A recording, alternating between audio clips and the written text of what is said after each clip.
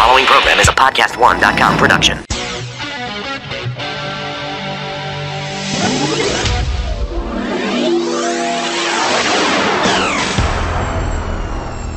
Your healthy radio addiction starts now. Power to the people! The Laura Ingraham Show.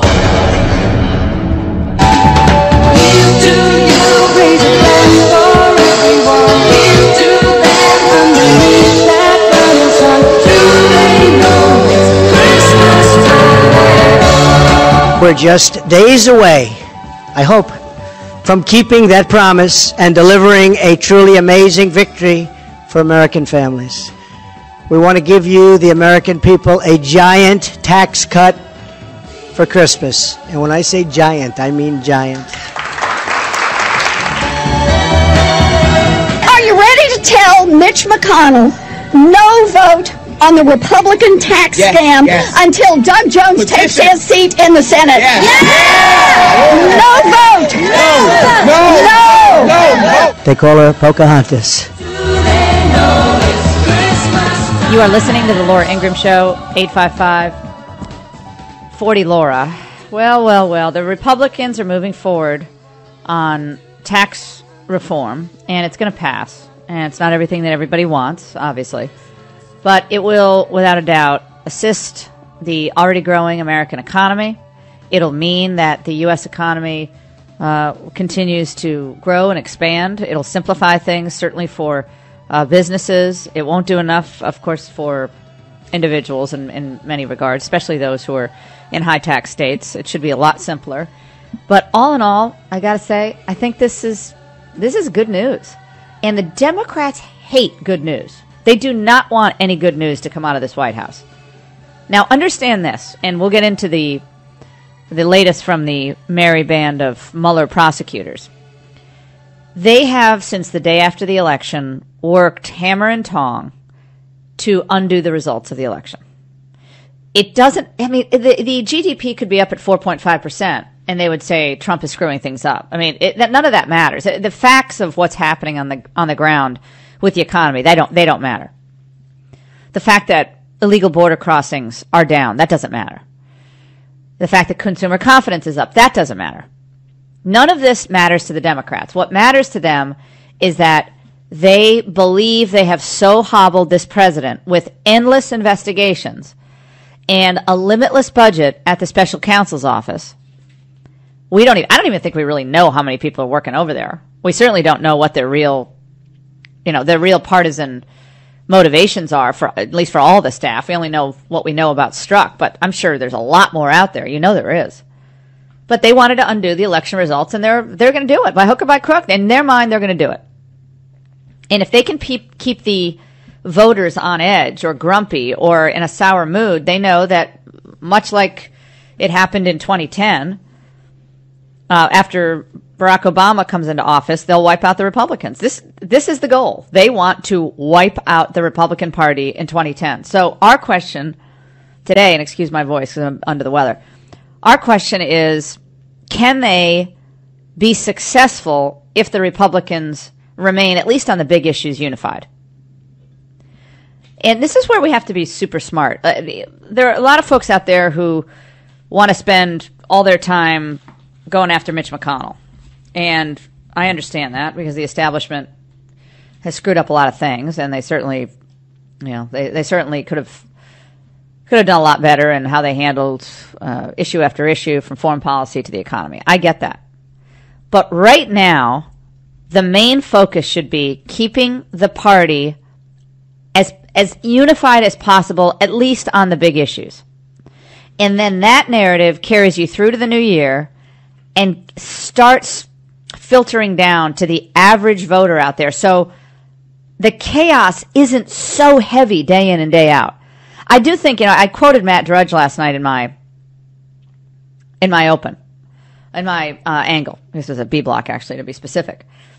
And Drudge said, it's just all too much. People are just, they're weary. Look, I do this for a living, and I get weary of it. And when I say that, I mean fighting everyone at once. We can't fight everybody at once. It's not possible. You can't take on and destroy the GOP Senate Majority Leader and take on the Alabama Senate race, and then take on the chamber and take on the entire business community, the entire media apparatus as a governing strategy. I mean, Trump could do it. Trump could actually do this as a candidate because he had a unique skill set. I mean, he was obviously self-funded. He had been through the media fire in New York. He understood what that white-hot spotlight was all about, and he was fearless. And he also really homed in on a couple of the issues that had been ignored. And I say deep six by the establishment cabal, both on trade and immigration especially. On China, on what NAFTA had done to our economy, obviously the open borders regime. He hammered that.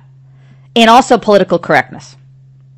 Okay, so he had that unique ability. Very few people have that ability. Very few people can govern through the chaos of the relentless and constant attacks. The media now, by centering on the Mueller investigation, so it's day in and day out. Well, it's not collusion now, it's something else. And then it'll be something else after that. And then they'll hire a couple other people to replace the other people.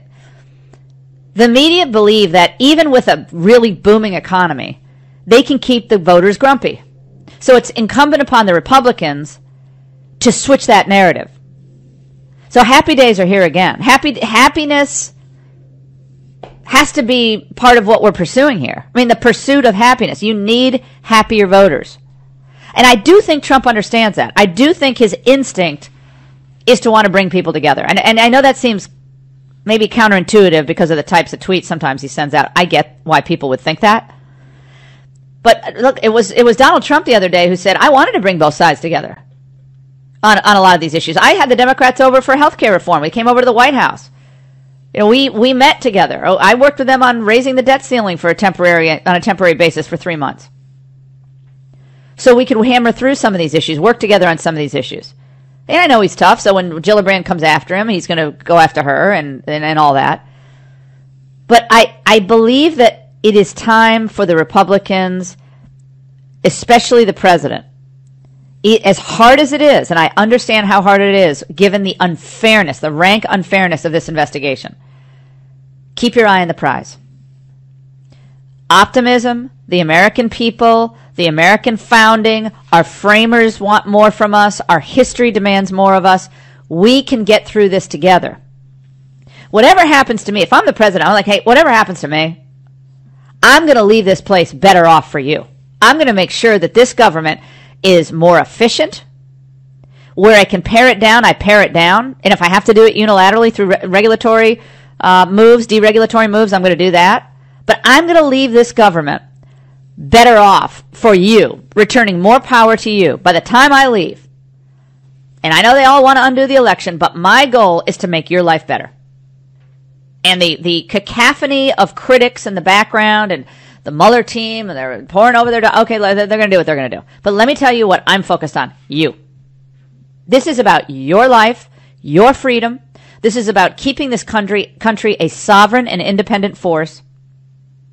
And this is about ensuring that the government does not get so big and so unaccountable that it ends up denigrating what we understood to be a representative democracy and demeaning the true understanding of freedom. If I'm the president, that's all I'm doing. Morning, noon, and night, it's all about the American people. And I do think he gets that. He understands you need happy voters going into 2018. I did an Ingraham Angle monologue on this weeks ago. We need happy voters. The polls, again, take them with a grain of salt, but all of them look bad right now. They look bad for the Republican brand. They're not good for the Democrat brand either. But they will improve and they will get better if the party itself, and I know a lot of people in the party don't like Trump, but they want to win. They don't want to lose the Senate and they don't want to lose the House. They do not want to be thrown into that turmoil, again, of being in the minority. They don't want that. So the president has to keep this in mind. McConnell has to keep it in mind, and Paul Ryan have to keep it in mind. Stay on the same page on the big issues. You're going to disagree on the ins and outs of DACA, but on the huge issues, The big ones, you need to stay together. Rule of law. No amnesty for nothing. You're not giving amnesty to 800,000 people for nothing. You're going to end chain migration. You're going to end the visa lottery system. You're going to have E-Verify. You're going to build the wall. You're going to keep paring down these regulations. You're going to ensure that NAFTA gets renegotiated, because if NAFTA, you know what I also have to say, I was thinking about this. If these people get their way, if some of these never-Trumpers get their way, and a lot of them just want him out, they'd rather have a Democrat in 2020. They'd rather have Gillibrand or something like that. They better think about this. If Trump goes down, either before 2020 or in 2020, the Republicans go down. Let's say the Republicans lose the House or the Senate in 2018. You understand that NAFTA is gone. There is no NAFTA after that, because there's going to be no incentive to renegotiate NAFTA. The Democrats, most of the Democrats, they had problems with NAFTA from the beginning. A lot of these populist Democrats, maybe not like Nancy Pelosi, but the big movement in the party, in the Democrat Party, is not with NAFTA. So these things that the business community wants, they want NAFTA to be renegotiated. They better start kicking some real money into these races. And we better start seeing a real commitment to push the president's agenda, which is working.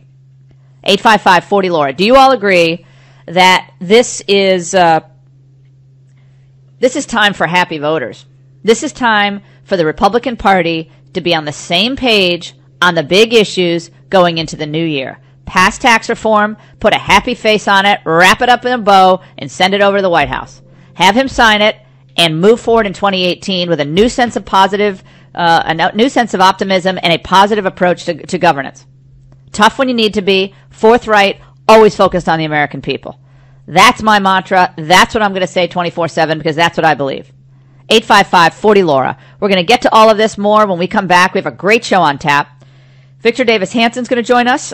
He's a phenomenal columnist and thinker about all things foreign policy and domestic related. We'll chat with him. Roger Stone, that should be fun.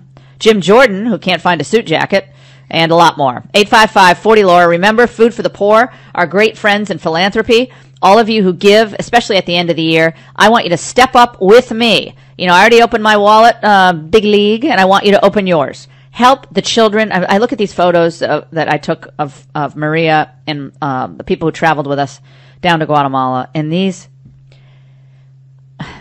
is a heartbreaker. And when you see a child with a bowl of hot soup and some pieces of chicken in it and maybe a few vegetables, and they get a piece of fruit afterward, that's their one meal a day, and you see how grateful they are for one bowl of food that's hot, a hot meal with some protein, and you think, I could have provided that for a child and I didn't do it. My friends, put aside politics for a moment. That is what we are supposed to do here on this earth. Food for the Poor. Looking for $10, $2,500 donors. You're going to get a box of my best books, of course, the newest book, Billionaire at the Barricades, signed by me, a special note from me, and you get the credit with the big guy upstairs. Then the $25,000 donors, you get to host the last hour of the Laura Ingraham Show with me. We already have one anonymous donor, but we need you to step up today. We're going to be making this pitch to you, and I mean it. I need your help. Food for the Poor. Go to our lauraingraham.com banner or to LifeSet, and you can give through there. 855-40-LAURA. Stay with us.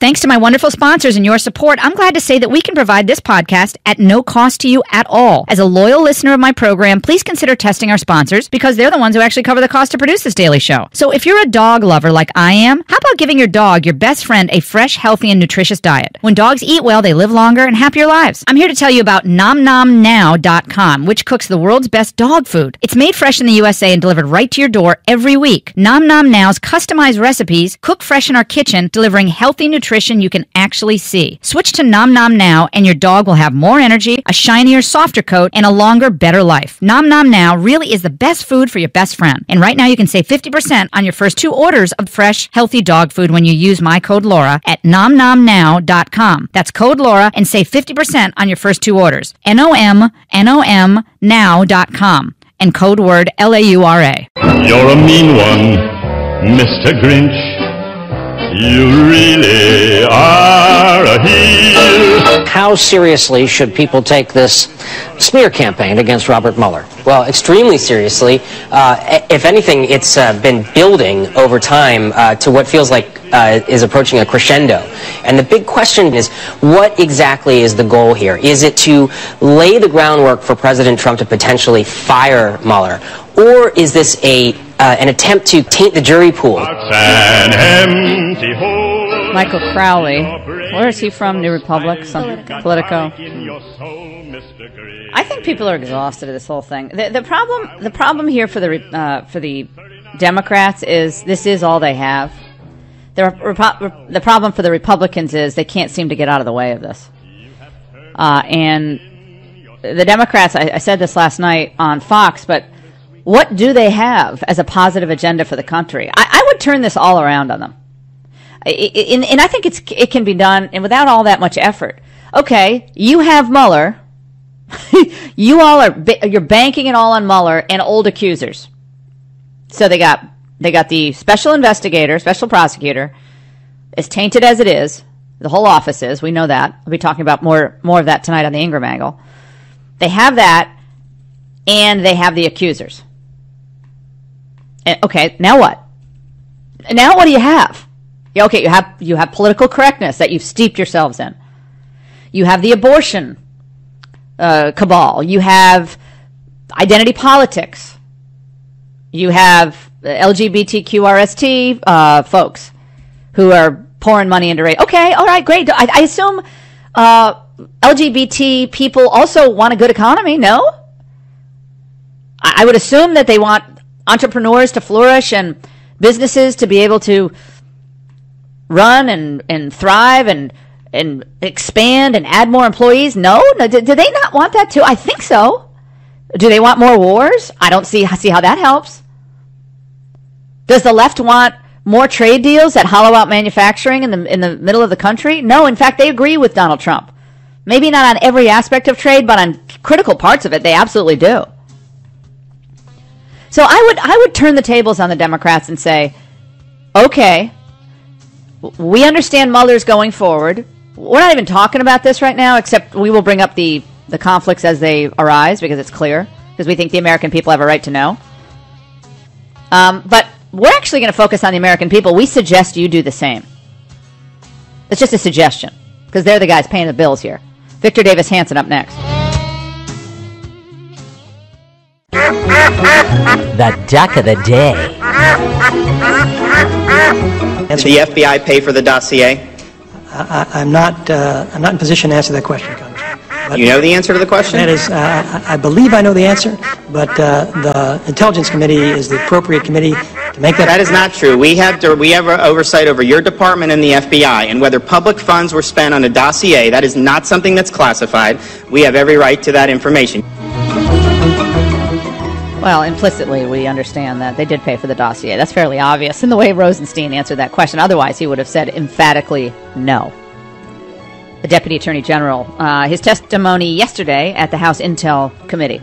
This is what happens when you have an unaccountable group of lawyers investigating the executive branch from within the executive branch. They have a limitless budget. They can stay in business as long as they want. They don't really, as you can see, they don't really have any real oversight. Congress doesn't really have any oversight. In fact, members of Congress want to further insulate the special counsel from any type of real accountability. And they spent months building up the reputation of Bob Mueller like he should be on Mount Rushmore or something. Joining us now, Victor Davis Hanson. I'm delighted he's with us. Columnist extraordinaire, author, historian. VDH, how are you doing, my friend? Good to talk to you. What did you make of this latest go-around with the Deputy AG who had this brilliant idea of appointing a special counsel to investigate this supposed Russian collusion? What worries me is that when we hear all this information that Strzok and Page, etc., were let go in August and September because they exchanged these texts with McCabe, and now we hear that they actually discussed a way of blocking Trump's election. That was not just a secret little meeting. That was pretty much common knowledge that people felt that way. So when Mueller had picked this team, if you go back and look at what Vox and what the Daily Beast were saying, they were already calling this team, before they ever said a word, the Dream Team, Mueller's Army, the All-Stars. So what I'm getting at is there was a general perception by Mueller that there were people that he wanted to bring on board that had overt anti-Trump feelings. And so I can't believe that he was suddenly shocked that in August and September somebody came to him and said, hey, we've got written information that some of your team was actually plotting during the election. I just don't believe that. I think there was a general perception that almost everybody that he brought in, those 15 or 16 lawyers, were known for people who did not like Donald Trump. I mean, almost every one of them that we know about, whether it's Ben Rhodes' personal lawyer or whether it's the wife of someone, Mr. Orr, who was working on Russian information with the Steele dossier people. So the whole thing is corrupt, and if you wanted to think, how would you create a coup to stop a particular candidate from winning the election and then to subvert him, you couldn't really dream this up. Well, I think that it is so inadvisable for a group of partisans with a political axe to grind to be able to be burrowed into the U.S. government with no accountability. Yeah, this guy was removed, but he never should have been part of the investigation. And we have others who are still there who work for the Clintons. So you have Obama and Clinton devotees who despise President Trump working day and night to undo the presidential election. I don't know anybody in their right mind who believes that like Donnie Trump Jr. and Eric Trump and Ivanka and the president were like conspiring with the KGB to ensure that Hillary didn't win the election. Like nobody believes that. Victor, nobody. No, I think most people are starting to believe something that's quite frightening, to tell you the truth, and that is that Hillary purchased a opposition research on Donald Trump that had Russian input with some discredited operatives, and then to get currency for that dossier and to get it out into the public domain, they went to the FBI, and the FBI put its imprimatur on it. And then that was used probably for a FISA court order by some of the people who may now be investigating Donald Trump. And then once that happened, they were surveilling people they alleged had evidence from this dossier that were colluding, which was false. And then those names that came up in documents were deliberately unmasked and leaked. If you go back and look at the media record from September and October, this is Washington Post, New York Times, there's all sorts of stories that say, sources say, it is reported that members of the Trump team had colluded with Russia right before the election.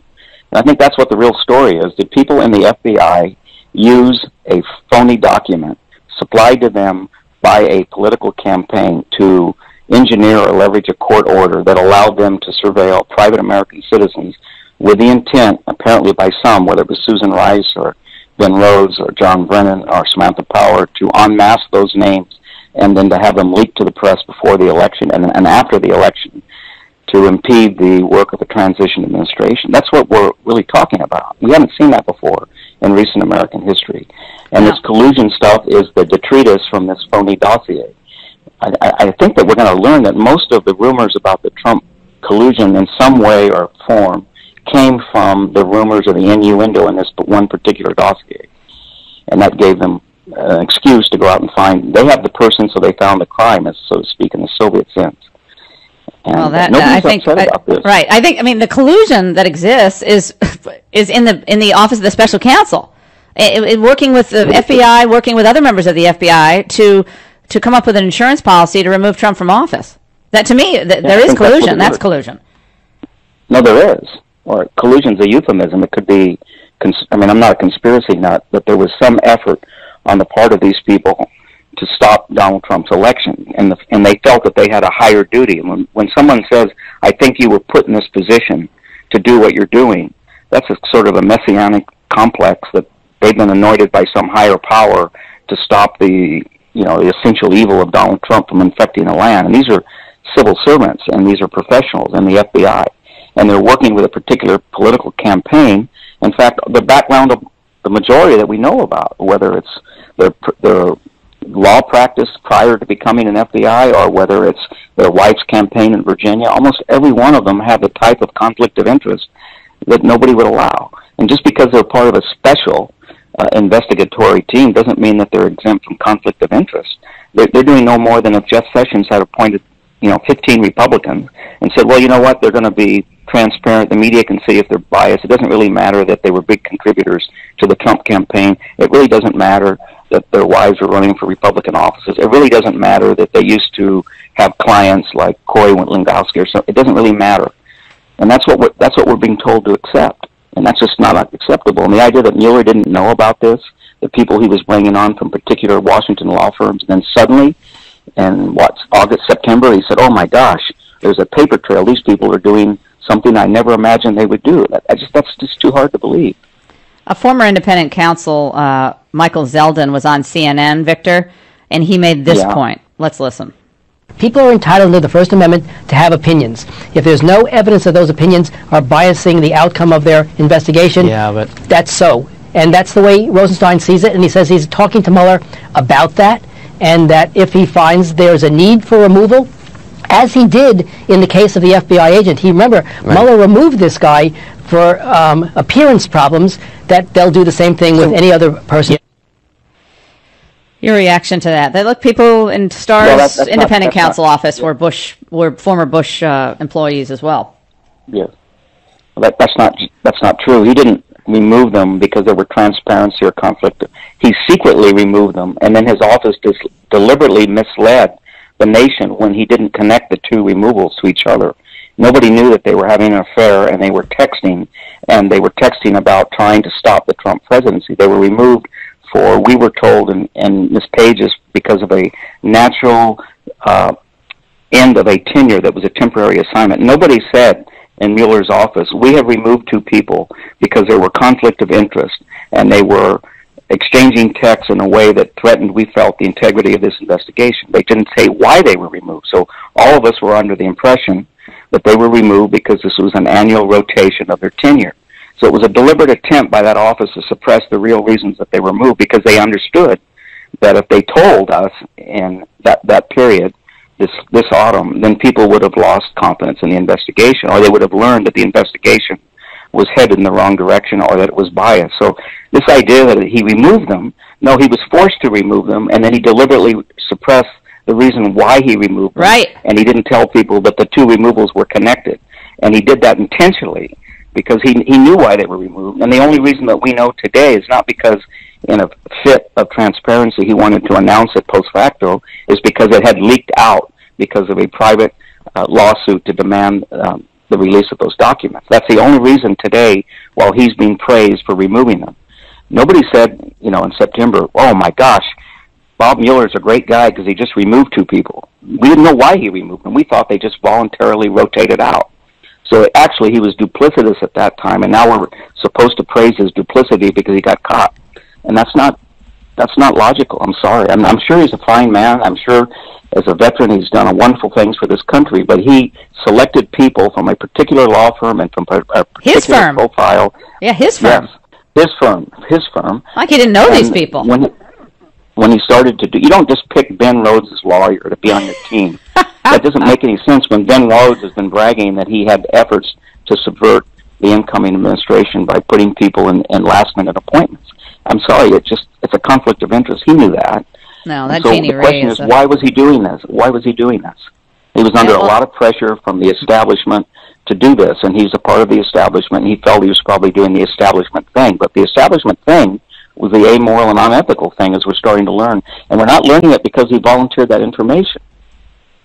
No, and it would have been bad in July if he announced it, but at least we would say, oh gosh, well, thank goodness he's at least removing these people, and we're really glad he told us. And then I suggested this last night, Victor, that there should at least be some pause in this investigation. The whole thing should be shut down, but there should be a pause in the investigation while each candidate for either a position there or who's already there is really vetted, because clearly they weren't vetted, or they were purposely picked for their political bias. I don't know which it is, but the taint is terrible. Why would we think organs like Vox and the Daily Beast were bragging about an all-star team, and one headline said the all-star team that may take down Trump? Because they knew things that we didn't. They knew these people because they were in the so-called Washington establishment.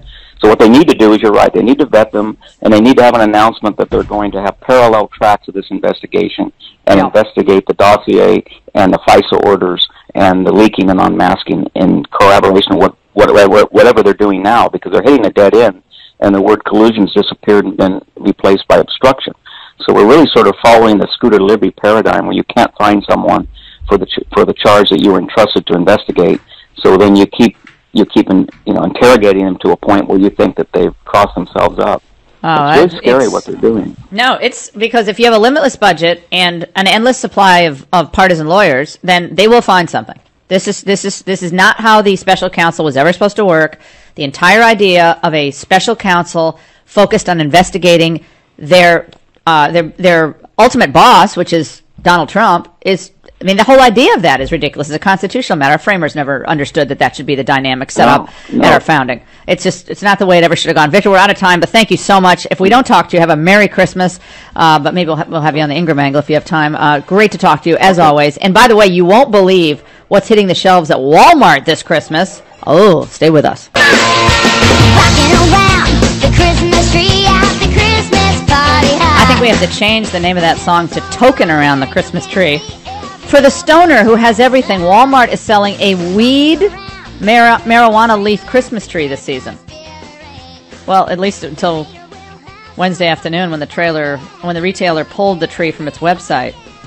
Though cookie cutter shapes shaped like marijuana leaves remain for sale on the site. Ornaments and bow not included. The 7-foot fake Tannenbaum, which has a retail value of $250. The pot leaf Christmas tree will light up the room and put your mind in the right headspace for holiday cheer. You'll be able to relax and giggle at the marijuana leaves and decorate it as you please. Oh my God, the world is coming to an end. More 8 and 12 and looks like 17-year-olds are smoking pot now. They're not doing other drugs, but they're smoking pot. That's going to do a lot for productivity. Great.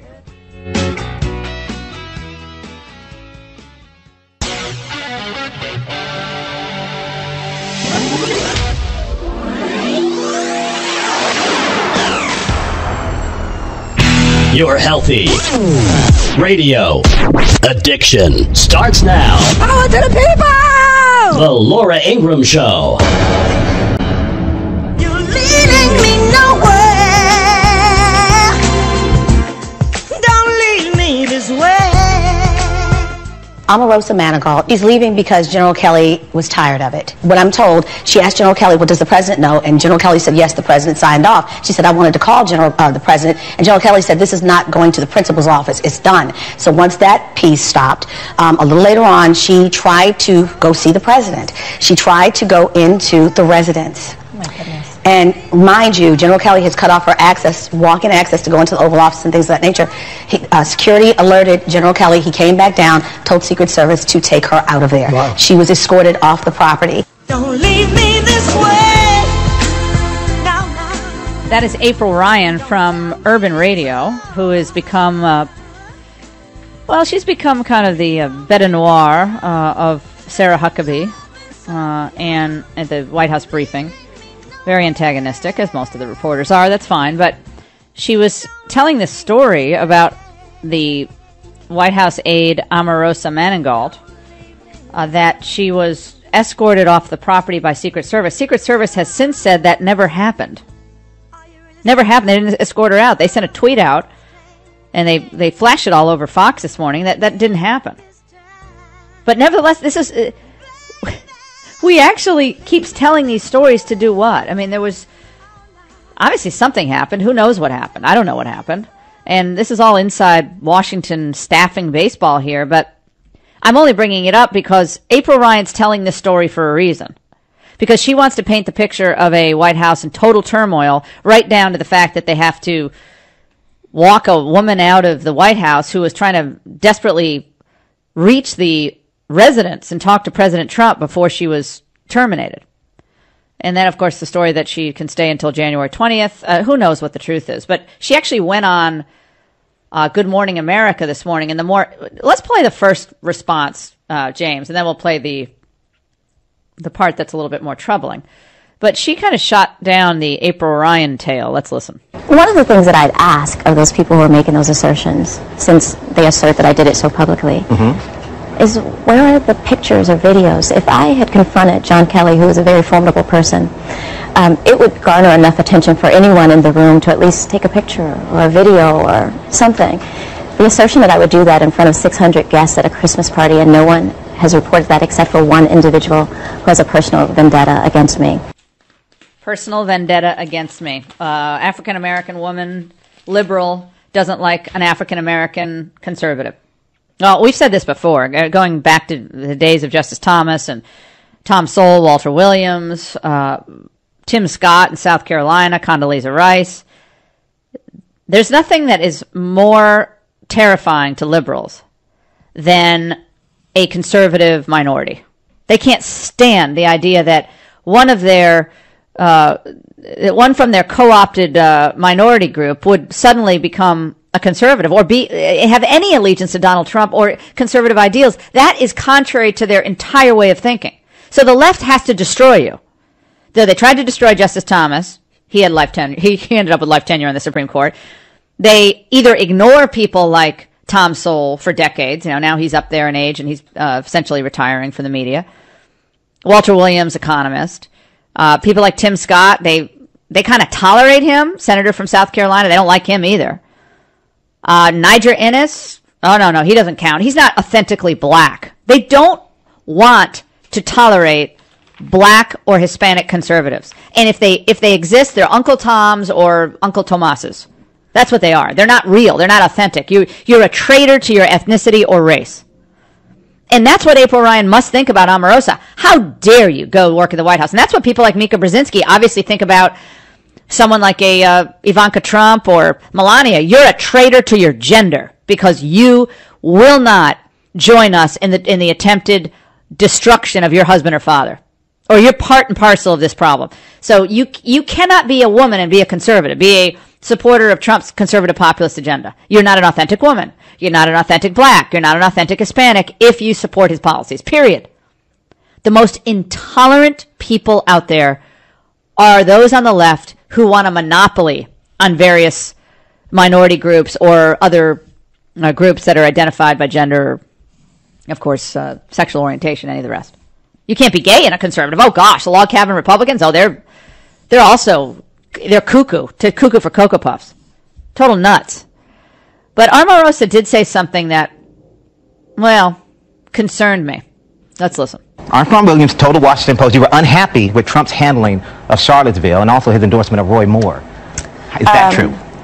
Because I am serving until the 20th, I have to be very careful about how I answer this. But when I have a chance to tell my story, Michael, quite a story to tell. As the only African-American woman in this White House, as a senior staff and assistant to the president, I have seen things that have made me uncomfortable, that have upset me, that have affected me deeply and emotionally, that has affected my community and my people. And when I can tell my story, it is a profound story that I know the world will want to hear. Well, that's a big push for a book. And who knows? I mean, she has every right to write any book she wants, I guess. I mean, that's what she's going to do. That's what she's going to do. But this is just one more barricade for the president to clear, and you got to handle things the right way and try to do your best. And that's why I wrote Billionaire at the Barricades. The idea, they are barricades to progress. The barricades of the media you have to clear, the establishment. You got to sometimes disgruntled employees, all the rest. You got to clear barricade after barricade. Just keep going. Focus on the American people. Know that when you're trying to do good, stuff is going to be thrown at you. That's just the nature of the game. That's how politics works. You're listening to your Healthy Radio Addiction. We're going to be talking to Roger Stone. That should be interesting, about the Mueller probe, and maybe we'll talk Omarosa just for fun. A really interesting piece in the Washington Post about how Christians in the Middle East are actually really upset about the president's Jerusalem decision. And it might seem kind of counterintuitive, like, why are they upset? Why? Well, because now they believe they're going to be they're going to be targeted, more so than they already are. So Coptic Christians, the head of the Coptic Christian community in Egypt, extremely upset. Others, Mike Pence is set to go to Jerusalem, and he's facing a lot of criticism from the Christian community in the Middle East that has been completely, just hammered in some places, of course, like Iraq. almost completely destroyed, demoralized, scattered. But we'll talk about that as well. We have a lot to get to on the Laura Ingraham Show. And also later on, we're going to talk to Congressman Jim Jordan, who tried to get answers yesterday from Rod Rosenstein, and I don't think he got much. Rosenstein is just in a defensive crouch, and he's going to defend Bob Mueller to the end. That's why someone like Rosenstein never should have been Deputy Attorney General. It was a huge mistake to appoint him. Huge mistake for him to appoint a special counsel. Idiotic from beginning to end. The family of that New York bombing suspect, I'll call him a suspect, is saying they knew nothing about his radicalization. They knew nothing about it, and any suggestion to the contrary is wrong. He did travel to Bangladesh in the fall, and earlier this fall, and we'll bring you more details on that. So we're learning more about how he became a threat to the United States, as someone who came in here on chain migration as a nephew of someone who came in on a lottery system. Craziness. I love when the family members start complaining about their interrogation. Oh, please. 855-40-LAURA. Tavis Smiley from NPR, or public television, I guess. He's now under scrutiny and is suspended from his show that he produces on his own. Allegations against him. He basically says, where's the due process? Well, all these liberal men, they should start coming on the Ingraham angle. I've invited a lot of them on. I've invited Harold Ford Jr. on, who is accused. I invited Tavis Smiley on. They should come on, and I will actually give them an opportunity to speak. We'll take a break. 855-40-LAURA. Remember, our dear friends at Food for the Poor and the children and the families that they represent so beautifully, so angelically. They need your help this Christmas season. I'm looking for 10 of you to give $2,500 each. And this is for people who can afford it, and a lot of you give away a lot of money every year. This is a great organization. 95% of all their money goes straight to services that help the poor, and that means food, clothing, clean water, and self-sustainability. I've seen it in action. I'm going to be, I hope, going with them down to Haiti in the early part of next year. And these are people who are, we think of poor in the United States. You think of poor in a whole new way when you go to a place like Guatemala or Haiti. And saving a life, if you can save a life at Christmas, think about that. That's feeling good about who you are and what you're doing. If you can give $50 or $250, so appreciated as well. But an amazing organization. And $25,000 donors, you get to host the last hour of the show with me. And we're going to have a lot of fun doing that. And so just call us at 855-40-LAURA. You want to be part of this great organization that is doing so much in 17 countries, right on our doorstep here in the United States. We just love the work they do. They're a great Christian, faith-based organization, and they pair up with great faith-based organizations on the ground. Again, 855-40-LAURA. We want to hear from you. Should Bob Mueller step aside, or will that just delay the inevitable? 855-40-LAURA. You know you make me wanna kick my heels up and throw my hands up and Is that General Kelly confronted her. She was very vulgar, she was cursing, very animated. They personally gain by continuing to advance these false narratives.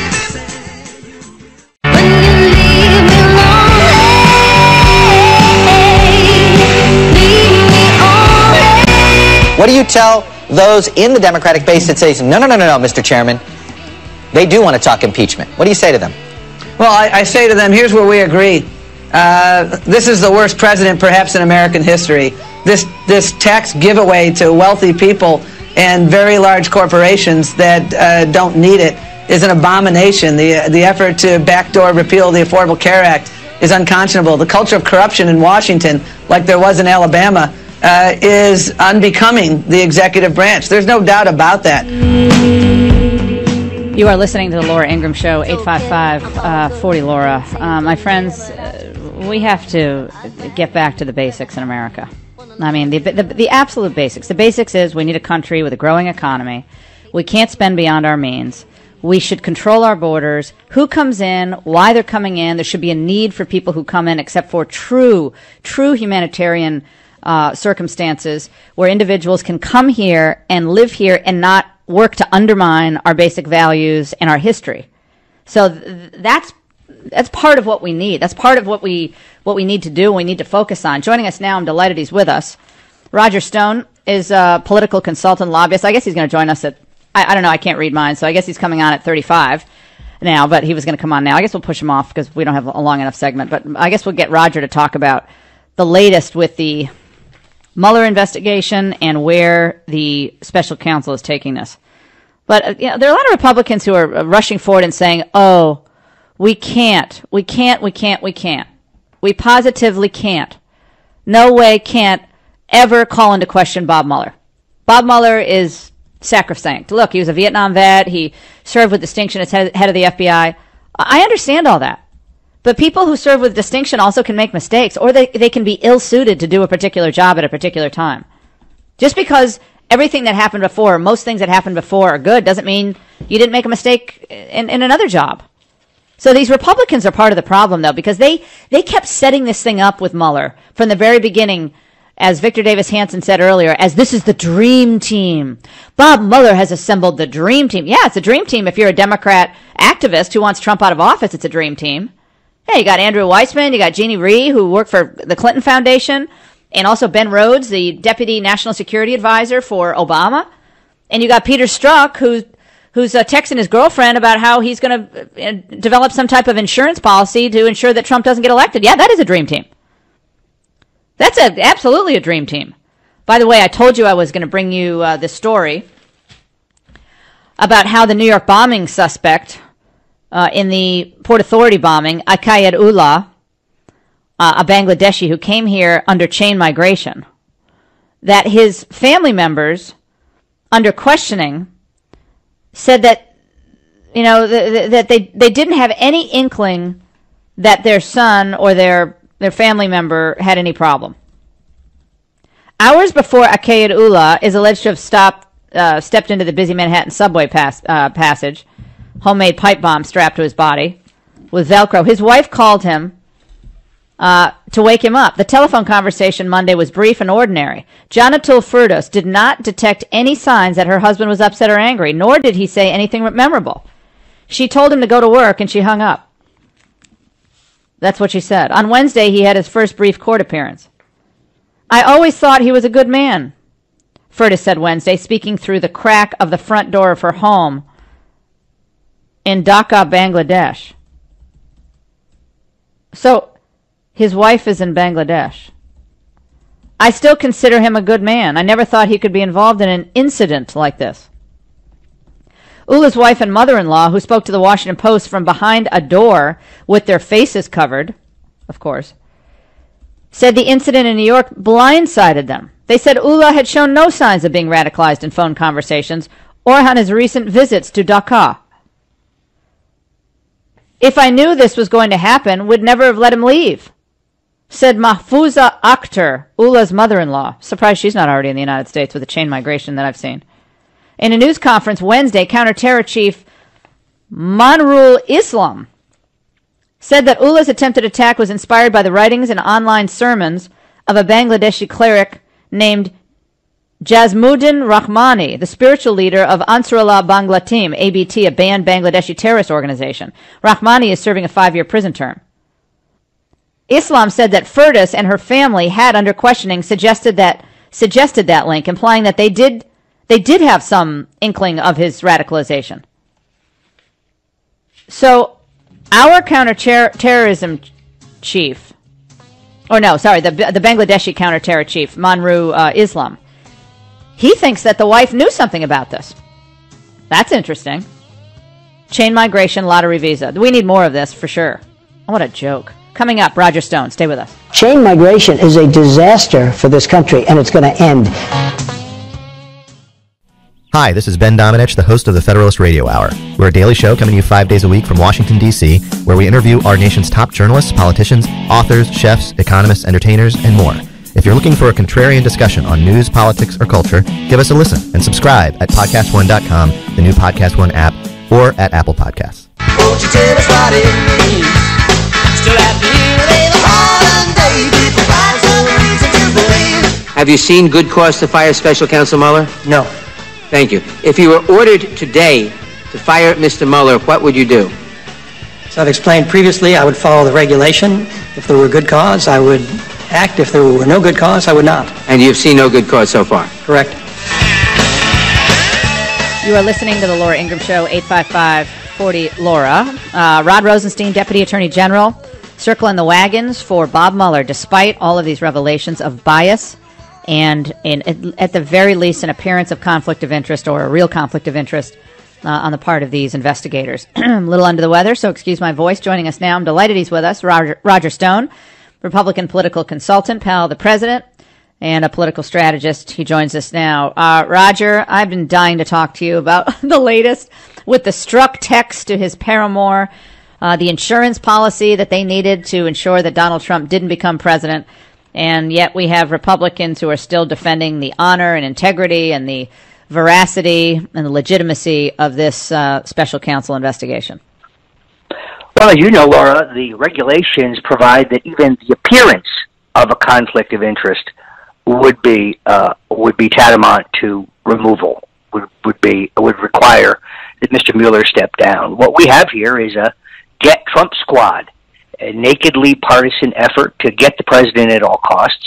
Between the campaign contributions to Democrats by Mueller's staff, these stunning texts, the conflicts are rife. But I really, going back to a conversation you and I had some time ago, I don't believe the president should now fire Mueller. I once believed that. I believe the president should insist on the appointment of a special counsel to investigate Uranium One. Mr. Mueller would come under that investigation, as would Mr. Comey and Mr. Rosenstein and Mr. McCabe, in which case they would all have to step down because of the conflict. You can't be investigating the president when you yourself are under investigation for corruption. Well, and I think that when you have people like Jeannie Rhee and Andrew Weissman, anything that this investigation produces in the way of negative conclusions about Trump, I think is tainted. You know, you have fruit of the poisonous tree. It all has the taint of a witch hunt and an agenda-driven campaign to undo the election results. I know that sounds over the top to people, but I've never seen a group of lawyers who are less suited to do an objective, calling balls and strikes, truth-seeking job than this group that they've assembled, this so-called dream team. Never seen it before. Well, and at the same time, while I'm sure the president's lawyers are able gentlemen, this is a political proceeding.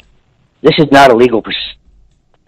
Mueller is going to create some process-oriented crime if he has to, perjury, obstruction, that has nothing to do with Russia.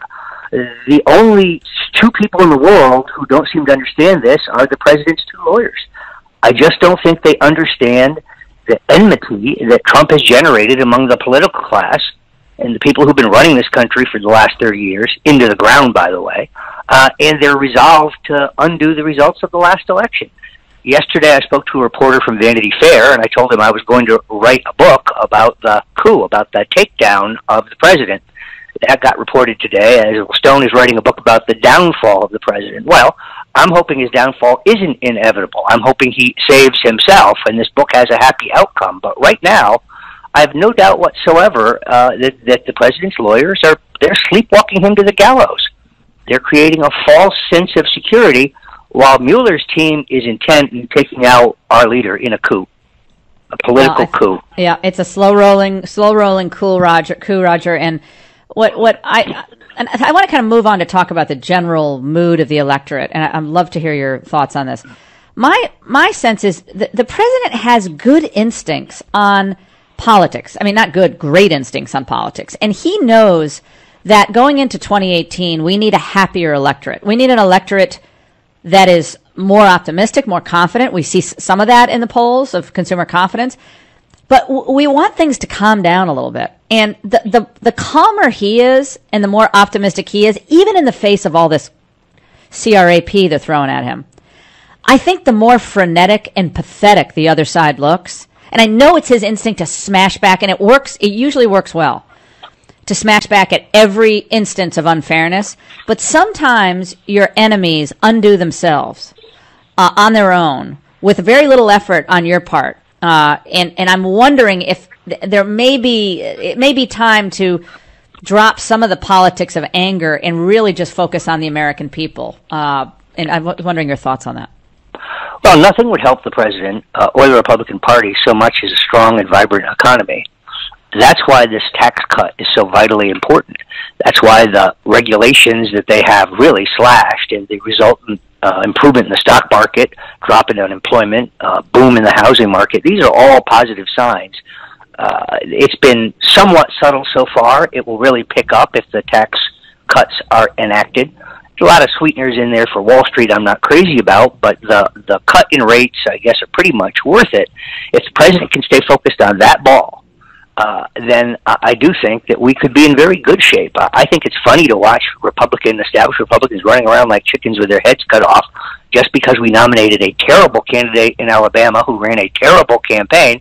That doesn't necessarily mean we'll lose the 2018 elections. 2018 is light years away from now. But I agree with you. I think a calmer, more constructive approach, a boom economy, and the Democrats may be counting their chickens way, way too early. On the other hand, I have no doubt that if the Democrats were to take the House in 2018, that Mueller will serve them up some pretext for impeachment, some pretext for removal. So it's a dangerous game. And they are, by hook or by crook, they hope to do that, Roger. And you see that there are a couple of different strains that they're following. Number one is the Mueller investigation. Number two, the accusers being trotted out again, as they were in October of 2016. Megyn Kelly has 3 one day, 1 the next. Democrats, like clockwork, dump Franken overboard so they can move forward. Now we have 100 Congress persons, I guess that's what we have to call them, who are now urging Trump to step aside. And so you got all that. You got the accusers, you got Mueller, and you have the overall argument that Trump is somehow suffering from dementia. It's all the politics of personal destruction. There is no substantive argument going on right now in the Democrat Party. None. It's just destroy, destroy, destroy. I have no doubt that if Mueller were to shoot and miss, if the president were to dodge that particular bullet, well, then we're going to move to Plan B, which is a 25th Amendment takedown. He's crazy. He's insane. He's non-compos mentis. I've talked to him. He's sharp as a tack. He's exactly the way he's been since I've known him, and I've known him 40 years. I detect no change. He's really on his game. So this is a manufactured pretext, a fallback for the establishment. Can't get him through the Mueller thing. They'll try to get him in a 25th Amendment takeout. They're just not going to stop. He's going to have to persevere. He's going to have to beat them. You're right. An uptick in the economy and a continued leadership, as we've seen, is the real answer. And frankly, thank God for Fox News, because they've done an extraordinary job of bringing out the facts about the Mueller probe that you won't read in the New York Times. Yeah, we broke the story on Jeannie Rhee that she represented Ben Rhodes before the House Intel Committee. The only reason that she actually didn't appear with him in that closed-door session was that she had by then already started working for Mueller. She was setting up the meetings, and she was calling over there. I work for the Clinton Foundation, but now I'm representing Rhodes. And my gosh, they all represent each other. It's the most incestuous group of people. They always like to talk about the Federalist Society, Roger, but my goodness, there's like 5 Democrats who run the whole legal show in Washington, as far as I could tell. Well, we learned from the FISA court way back in November that they essentially used the spy apparatus of the U.S. government to conduct political espionage on 30,000 Americans, most of them Republicans, a total abuse of power. But they pay no price. Rhodes, Clapper, Brennan, Rice, et al. I mean, you're right. It's a small circle, and they are deeply committed to trying to undo what they couldn't do at the ballot box. It's stunning, and it's now becoming clearer every day to the American people. Roger, we're kind of having a hard time hearing you, so stay right on that microphone. Yep. I want you to listen to something that a presidential aide, someone who people know well, Omarosa Meningalt, said today on the Good Morning America show when she was asked about her departure from the White House and what she saw at the White House. It sounds like a bit of a threat. Let's listen. Is that true? You know, because I am serving until the 20th, I have to be very careful about how I answer this. But when I have a chance to tell my story, Michael, quite a story to tell. As the only African-American woman in this White House, as a senior staff and assistant to the president, I have seen things that have made me uncomfortable, that have upset me, that have affected me deeply and emotionally, that has affected my community and my people. And when I can tell my story, it is a profound story that I know the world will want to hear. Your reaction to that, Roger? Playing the race card. Look, Omarosa, for reasons that are unbeknownst to me, persuaded the president to send a delegation to the inauguration of the new regime in Haiti. The regime in Haiti is the same old regime that raped that country with the assistance of the Clintons in the aftermath of the earthquake. they had to go through 2 elections. They finally stole one sufficiently to be installed. It's the same old corrupt group that have raped that country and stolen all of the earthquake money. Omarosa is not a conservative. She's not a Republican. She doesn't understand the Trump agenda. And the president shouldn't be sending delegations to any inauguration. That's the State Department's job with the approval of the president. So in my view, she's a bad actor. She is unhappy with the fact that they wouldn't let her have her wedding reception in the Rose Garden, so she went ahead and did it anyway. Showed up with 39 guests unannounced to romp in the Rose Garden. No, I think it was time for her to go, and she hasn't served this president well, and now, angry about being fired, she's playing the race card. She wasn't fired because she's black. She's fired because she's incompetent. Yeah, the disgruntled employee syndrome. You know, most people who've hired people know that deal. When you don't get what you want, then you file a lawsuit or express some grievance. The question though is why was she ever brought into the White House? She's always been nice to me. I don't know her very well. She's always been perfectly nice to me. But today on Morning Joe, Mike Barnacle said, "Well, what was her qualification for going to work in the White House?" I mean, I don't know. Maybe she had some great business experience. I don't. But why was she brought in?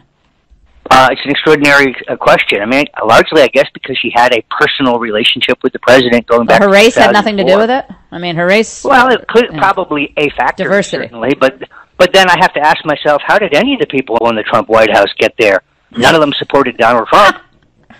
That's a great point. At least she supported him, Roger. I mean, a lot of these people were Rubio people. Or Bush people, more likely. No, she at least campaigned for him, which is more than you can say for most of the people. That's a great point. In the Trump White House. No, that's actually a really good point. Hard to know what the criteria is. In the end, I openly fear that this is going to be a problem. The president has not surrounded himself with loyalists. He surrounded himself with establishment Republicans and, frankly, a disproportionate number of Bush people, neocons and so on. Yeah, Roger, we're out of time, but thank you so much for joining us. Even though your connection is not great, I'm getting you a new cell phone for Christmas. Hope to see you soon. Roger Stone, thank you so much. We'll take a break on the Laura Ingraham Show. Great Ingraham Angle show on tap tonight. Make sure to DVR us if you're out. And what do you do for a sore throat and constant congestion? Drip, drip, drip. What is your home remedy? I need it. Don't go away. Yeah, rock and roll Christmas. By the way, guys, it turns out that Skirball fire near the Getty Center in the L.A. area, that terrible fire that did so much damage, it was started by a homeless encampment. A stove that was used by a number of homeless individuals caught fire in the brush, caught the brush on fire, and then it just completely got out of control. Isn't it amazing how they can figure out how fires start? I'm fascinated by that. The fire department, how they do. I just find that, and you have like thousands of acres burned, and they can figure out that it was a stove somewhere and exactly where it was. But, we'll learn more about that, I'm sure. But homelessness in the United States, and we're still bringing people in who are illiterate and have no ability to support themselves. Thanks for listening to the Laura Ingraham Show podcast. Download new episodes every week at podcastone.com. That's podcastone.com. Podcast One has new shows on our new app. Check out all the cool features to help you explore our exciting new programming, like America's Lakers podcast with Jay Moore, Sessions with Randy Jackson, So Random with Corinne Olympios, Attack Each Day, The Harbaugh's podcast, Not Just Sports with Susie Schuster and Rich Eisen, and Sound of Success, The Dick Enberg podcast, as well as your old favorites like The Lady Gang, Steve Austin, Shaquille O'Neal, and Adam Carolla. Get the new Podcast One app in the App Store, Google Play, or podcastone.com.